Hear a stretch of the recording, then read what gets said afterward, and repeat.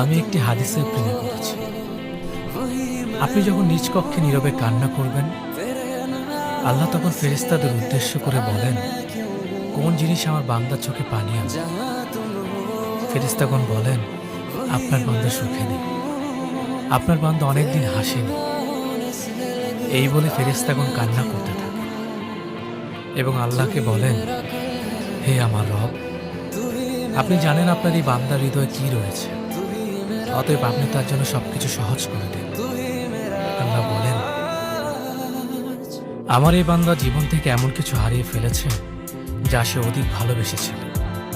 অতএব আল্লাহ বলেন, আমি শপথ করছি, আমার এই বান্দা তার জীবন থেকে যা হারিয়েছে তার চেয়ে উত্তম জিনিস আমি তার জীবনে এনে দেব, যা দেখে দুনিয়া ও আখিরাতের সবাই বিস্মিত হবে। সুবহানাল্লাহ।